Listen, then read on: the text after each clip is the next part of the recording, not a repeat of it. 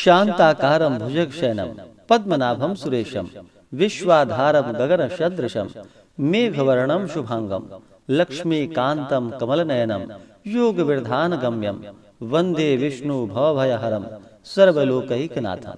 जय श्री हरि विष्णु, जय श्री राधे कृष्ण। आप सभी का हमारे YouTube चैनल पे बहुत बहुत स्वागत है।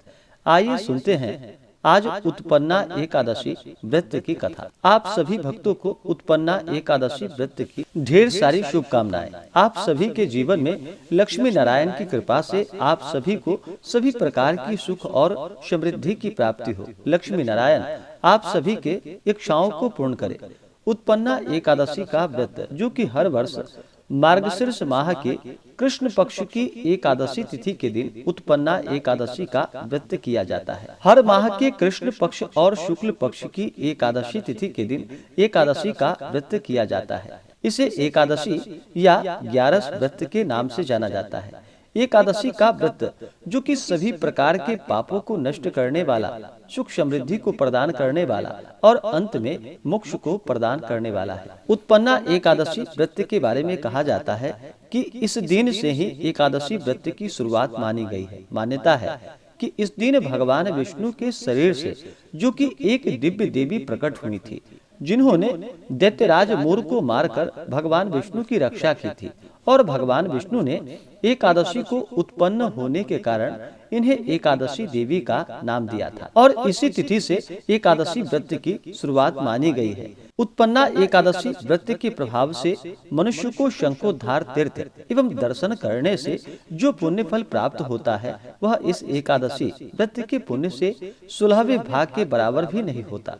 व्यतिपात योग में, संक्रांति में तथा सूर्य और चंद्र ग्रहण में दान देने से और कुरुक्षेत्र में स्नान करने से जो पुण्य प्राप्त होता है वह इस एकादशी व्रत के करने से प्राप्त हो जाता है। यह अश्वमेध यज्ञ के बराबर पुण्य फलों को प्रदान करने वाला है तथा व्यक्ति के सभी प्रकार के पापों को नष्ट करने वाला है। तो आइए सुनते हैं उत्पन्ना एकादशी व्रत की कथा। अगर आप एकादशी व्रत के लिए, कथा के लिए, अन्नदान, वस्त्रदान आदि के लिए ब्राह्मण दक्षिणा देना चाहते हो तो आप अपने श्रद्धा और सामर्थ्य के अनुसार हमें डिस्क्रिप्शन में जाकर के वहां से गूगल पे, फोन पे या अकाउंट नंबर के माध्यम से आप अपने श्रद्धा और सामर्थ्य के अनुसार हमें ब्राह्मण दक्षिणा प्रदान कर सकते हैं।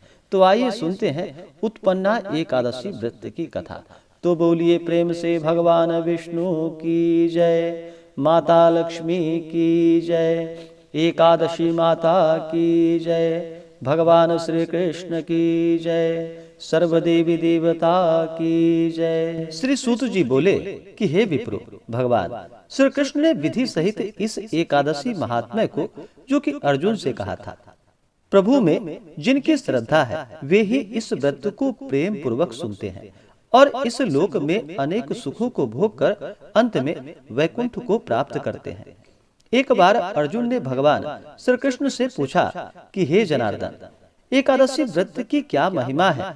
इस व्रत को करने से कौन सा पुण्य प्राप्त होता है? इसकी विधि क्या है? सो आप मुझे बताने की कृपा करें।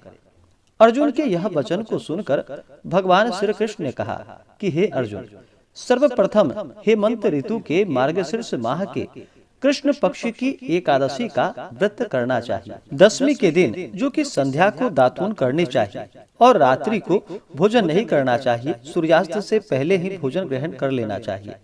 और एकादशी तिथि के दिन जो कि प्रातः काल उठ करके नित्य क्रियाओं से निवृत्त हो करके गंगा नदी, तालाब या कुएं पर स्नान कर शुद्ध हृदय से संकल्प करना चाहिए और सर्वप्रथम मृतिका स्नान करना चाहिए, अर्थात मिट्टी का चंदन लगाना चाहिए, जो कि मंत्र इस प्रकार से है। अश्व क्रांते रथ क्रांते विष्णु क्रांते वसुंधरे अदधृतासी वराहेन कृष्णेन शतबाहुना मृतिके हर मे पापम जन्मया पूर्व संचितम त्वया हतेन पापेन गच्छामि परमाम गतिम। इस प्रकार से मिट्टी का लेपन लगाना चाहिए और स्नान के उपरांत धूप, दीप, नैवेद्य से भगवान की पूरे विधि विधान के साथ पूजा और अर्चना करनी चाहिए। तत्पश्चात व्रत का संकल्प करना चाहिए और चोर, पाखंडी, मिथ्यावादी, अपवादी, देव, द्विज निंदक, अगम्यवादी, दुराचारी, पराया धन हरने एवं देव द्रव्य चुराने वाले पुरुषों का ना तो दर्शन करना चाहिए और ना ही उससे संभाषण करना चाहिए। कदाचित ऐसा अवसर आ भी जाए तो उपरोक्त वर्णित दुष्टों का दर्शन या संभाषण करना ही पड़े तो इस पाप के नाश के लिए सूर्य का दर्शन करना चाहिए। रात्रि में निद्रा एवं मैथुन का त्याग करना चाहिए और नृत्य, गीत आदि कर रात्रि में जागरण करने चाहिए। भक्ति श्रद्धा से परिपूर्ण हो, ब्राह्मणों को दान दक्षिणा दे और उनको प्रणाम कर अपनी भूलों के लिए क्षमा याचना करनी चाहिए। धार्मिक सज्जनों के लिए शुक्ल पक्ष एवं कृष्ण पक्ष की दोनों ही एकादशियां समान एवं पुण्यप्रद हैं। अस्तु, जो भक्तजन नियम अनुसार दोनों एकादशियों का व्रत करते हैं उनको जो पुण्य फल प्राप्त होता है, शुद्ध तीर्थ में स्नान कर भगवान का दर्शन करने का पुण्य फल उनके 16वें अंश के समान भी नहीं होता। व्यतिपात योग में संक्रांति में सूर्य एवं चंद्र ग्रहण के समय कुरुक्षेत्र में स्नान करने का जो फल होता है वह सब एकादशी के व्रत करने वाले को अनायास ही प्राप्त हो जाता है। अथवा अश्वमेध यज्ञ करने से 100 गुना अधिक पुण्य फल प्राप्त होता है। 1000 तपस्वियों को 7000 वर्ष भोजन कराने का धर्म पुण्य प्राप्त होता है। वेद, वेदांग तथा पुराण एवं सहस्त्र गोदान का जो फल प्राप्त होता है 10 ब्राह्मणों के भोजन कराने के पुण्य फल से 10 गुना अधिक पुण्य फल एक ब्रह्मचारी को भोजन कराने से होता है और 1000 गुना अधिक कन्या एवं भूमिदान के देने से होता है और इससे 10 गुना अधिक पुण्य भूखे को खिलाने से। अन्नदान करना अत्यंत ही महान एवं अनुपम पुण्य है। इसके प्रभाव से देव और पितरगण दोनों ही संतुष्ट होते हैं और इसका संपूर्ण महात्म्य देवताओं को भी दुर्लभ है। नित्य व्रत करने का आधा फल एक मूल व्रत में होता है। तीर्थ करना तभी तक महत्व का है, दान एवं नियम भी तभी तक पुण्यप्रद है जब तक कि एकादशी का व्रत न किया गया हो। शंख द्वारा जल पीना वर्जित है, मछली एवं मांस का खाना भी वर्जित है। 1000 यज्ञ भी एकादशी की बराबरी नहीं कर सकते। फिर अर्जुन ने पूछा कि हे जनार्दन, आप इस व्रत को इतना सम्मान देते हैं और इसके फल को इतना महान बतलाते हैं, ऐसा क्यों? इसका क्या कारण है? अर्जुन का ऐसा प्रश्न सुनकर भगवान श्री कृष्ण ने कहा कि हे पांडुनंदन, सतयुग में एक मूर नामक महाबलवान दैत्य हुआ था। उसने समस्त देवताओं को मारकर देवलोक से भगा दिया। देवराज इंद्र मूर के डर से इधर उधर मारे फिरने लगे। अंत में महान दुख से पीड़ित हो अब देवताओं को साथ ले भगवान शंकर के यहाँ कैलाश पर्वत पर जाकर उनकी अनेकों प्रकार से विनय कर अपनी दुख गाथा उन्हें सुनाई और कहा कि प्रभु, आप कृपा कर ऐसा कोई उपाय बतलाइए जिससे देवताओं सहित मैं इस महान विपत्ति से मुक्त हो जाऊं। देवराज इंद्र की ऐसी बात को सुनकर भगवान शंकर ने कहा कि देवराज, आपको भगवान विष्णु की शरण में जाना चाहिए, क्योंकि वही सबके संकटों को हरने वाले हैं। भूतपति भगवान शंकर की ऐसी वाणी को सुनकर देवराज इंद्र देवताओं सहित भगवान विष्णु के लोक को गए। वहां जाकर देखते हैं कि भगवान विष्णु शंख चक्र गदा पद्म धारण किए हुए शेष शैया पर शयन कर रहे हैं और श्री लक्ष्मी जी उनकी चरण सेवा कर रही हैं। ऐसा भगवान वासुदेव को अवलोकन कर इंद्र महान आनंदित हुए और देवताओं सहित नतमस्तक होकर स्तुति करने लगे कि हे देवादिदेव, आपको नमस्कार है। हे दैत्य विनाशक मधुसूदन पुंडरीकाक्ष, हम लोगों पर दया कीजिए। हे प्रभु, दैत्य के भय से भयभीत हो ये समस्त देवता मेरे साथ आपकी शरण में आए हैं।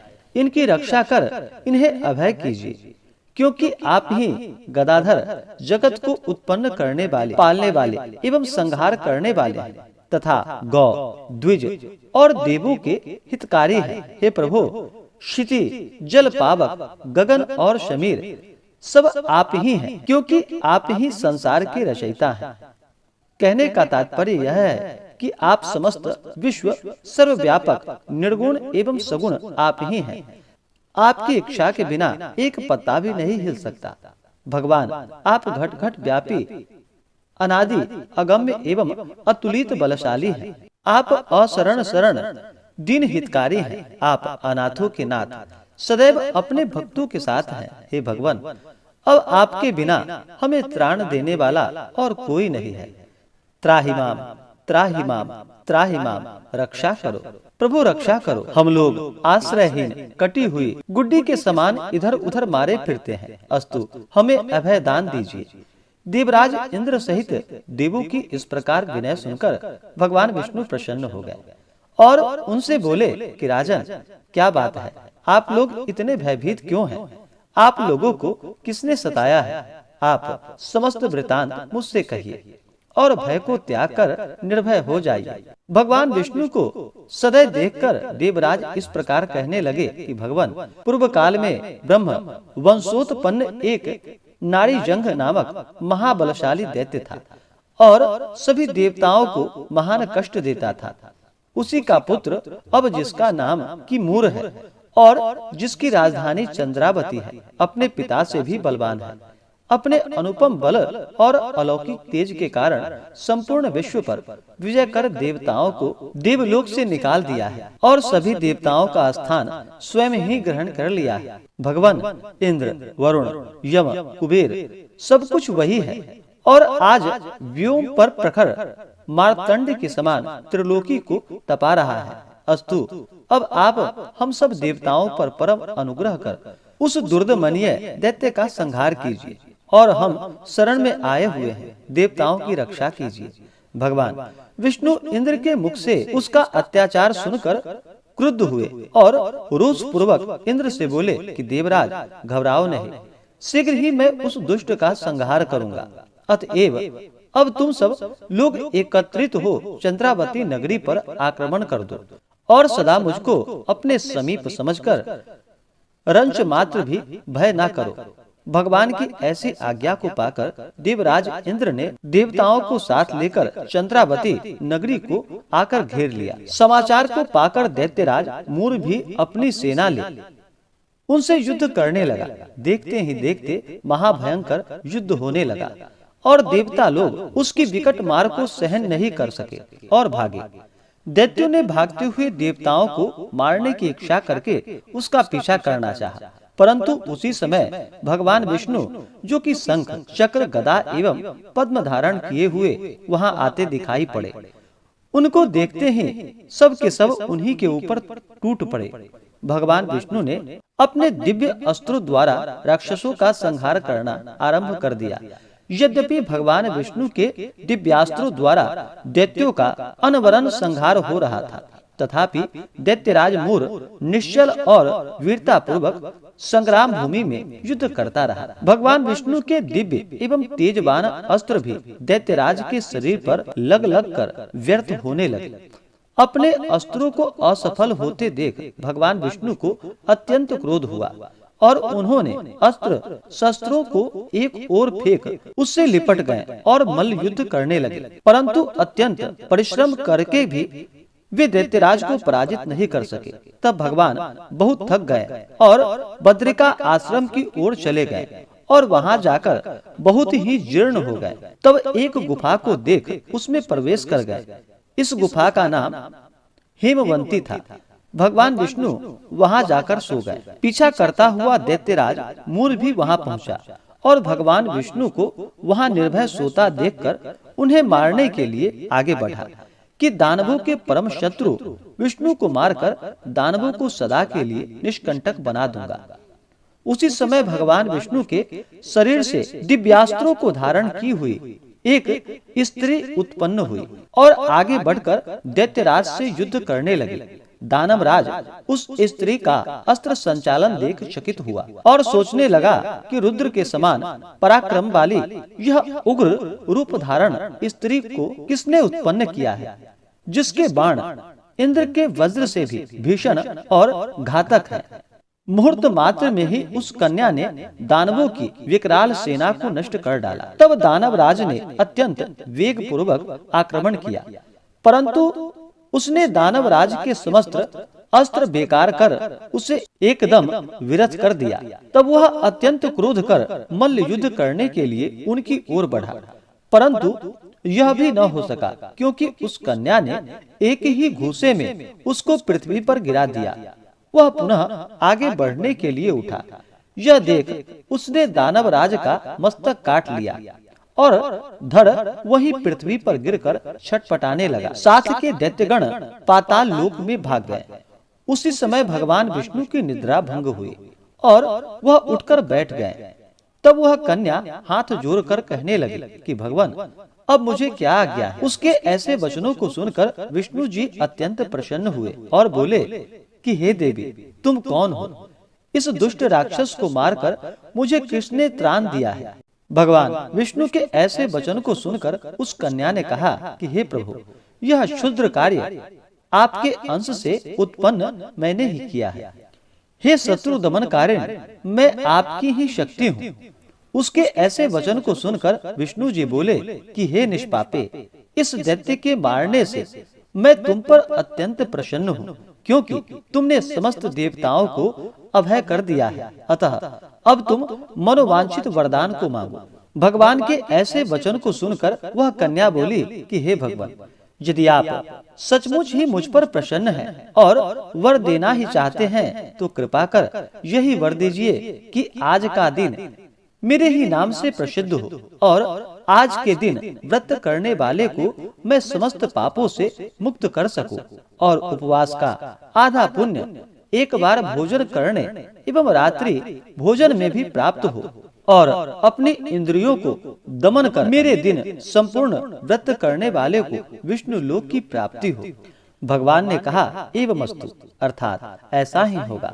तुम एकादशी तिथि को उत्पन्न हुई हो, अतएव तुम्हारा नाम भी एकादशी ही होगा और एकादशी व्रत करने वाले के सारे पापों को नष्ट कर मैं परम पद दूंगा, क्योंकि तृतीया, अष्टमी, चतुर्दशी और एकादशी तिथियां मुझे अत्यंत प्रिय है। इस प्रकार वरदान देकर भगवान अंतर ध्यान हो गए और एकादशी, जो कि मनोवांछित वर को पाकर अत्यंत ही प्रसन्न हुई। हे पांडुनंदन, एकादशी व्रत करने वाले से मैं अत्यंत ही प्रसन्न रहता हूँ। उसके शत्रुओं का सदैव ही संहार करता हूँ और उसे उत्तम पद देता हूँ। एकादशी की उत्पत्ति का वृतांत मैंने तुमको सुना दिया। एकादशी पापों का नाश करने वाली है। शुक्ल एवं कृष्ण दोनों ही पक्षों की एकादशी जो कि समान होती है। दोनों ही पक्ष के व्रत करने वाले उत्तम लोकों में स्थान पाते हैं। एकादशी का व्रत करने वाले एवं भगवान विष्णु की एकादशी व्रत महात्म्य की कथा को सुनने और सुनाने वाले दोनों ही धन्य हैं। उनको अश्वमेध यज्ञ का फल अनायास ही प्राप्त होता है। जो परम वैष्णव हैं और भक्ति पूर्वक भगवान विष्णु की कथा को श्रवण करते हैं, वे अपने 3 कोटि पुरुषों के साथ विष्णु लोक में स्थान पाते हैं। एकादशी महात्म्य का एक अंश भी सुनने वाला ब्रह्म हत्यादि पापों से छूट जाता है। संसार में न वैष्णव धर्म के समान कोई धर्म है और न ही एकादशी के समान कोई दूसरा व्रत है। तो बोलिए प्रेम से भगवान विष्णु की जय, माता लक्ष्मी की जय, एकादशी माता की जय, भगवान श्री कृष्ण की जय, सर्वदेवी देवता की जय। उत्पन्ना एकादशी का व्रत, जो कि इस बार 20 नवंबर 2022 दिन रविवार को उत्पन्ना एकादशी का व्रत किया जा रहा है। एकादशी तिथि प्रारंभ समय जो कि 19 नवंबर 2022 दिन शनिवार सुबह 10:32 और एकादशी तिथि की समाप्ति होगी 20 नवंबर 2022 दिन रविवार सुबह 10:42 पे और द्वादशी तिथि की जो समाप्ति होगी वो 21 नवंबर 2022 दिन सोमवार को सुबह 10:08 पे।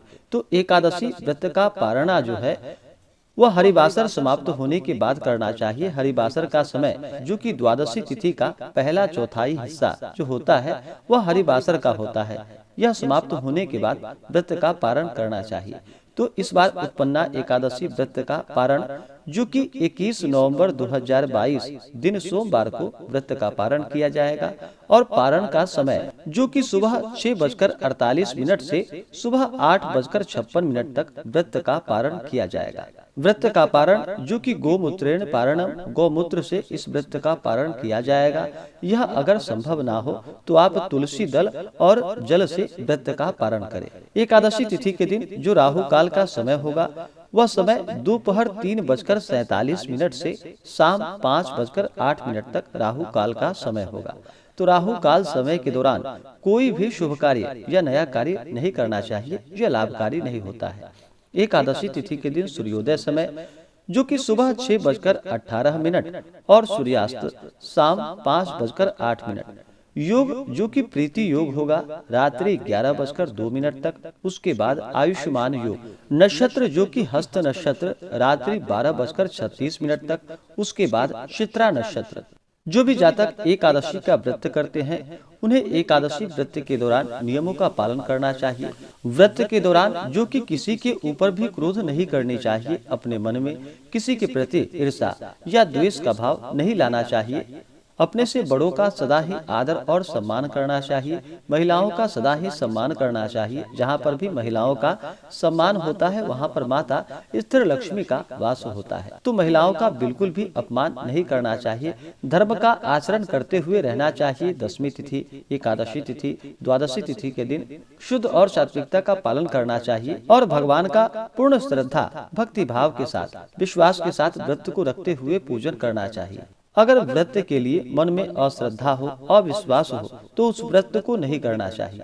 वह व्रत निष्फल ही माना जाता है। इसलिए प्रभु पे विश्वास करते हुए श्रद्धा भक्ति भाव के साथ व्रत को करना चाहिए। एकादशी व्रत के दिन जो कि चावल ग्रहण नहीं किया जाता है, कहा जाता है कि चावल ग्रहण करने से पाप का भागीदारी होता है, रेंगने वाली जीवों के रूप में जन्म लेना पड़ता है। इसलिए एकादशी के दिन चावल ग्रहण नहीं करनी चाहिए। उत्पन्ना एकादशी व्रत के दिन इस दिन विशेषकर भगवान विष्णु को जो कि गुड़ और बादाम का भोग अवश्य ही लगाए, यह पुण्य फल दायक होगा। इस दिन जहाँ तक हो सके भगवान का पूरे विधि विधान के साथ पूजन करना चाहिए, कथा श्रवण करनी चाहिए, भगवान की आरती करनी चाहिए। व्रत के दौरान ओम नमो भगवते वासुदेवाय इन मंत्रों का जप करना चाहिए या श्री लक्ष्मी नारायणाभ्याम नमः इन मंत्रों का जप करना चाहिए। इससे पुण्य फलों की प्राप्ति होती है। अगर आप विशेष प्रकार से उत्पन्ना एकादशी व्रत विधि के बारे में जानकारियाँ प्राप्त करना चाहते हो तो आप वीडियो के आइकन में जा करके या हमारे चैनल पे वीडियो अपलोडेड है, आप वहां से जानकारियाँ को प्राप्त कर सकते हैं। तो आशा करता हूँ कि यह जानकारी आपको अच्छा लगा हो। ऐसे ही ज्ञानवर्धक जानकारियाँ प्राप्त करने के लिए हमारे इस चैनल पे अगर आप नए हैं तो चैनल को लाल बटन दबा करके सब्सक्राइब करें, साथ में बेल आइकन घंटी को दबाएं ताकि मेरे वीडियो का नोटिफिकेशन आपको समय से मिलता रहे। वीडियो को लाइक करें, शेयर करें, सुखी रहें और स्वस्थ रहें। जय श्री राधे कृष्ण। धन्यवाद।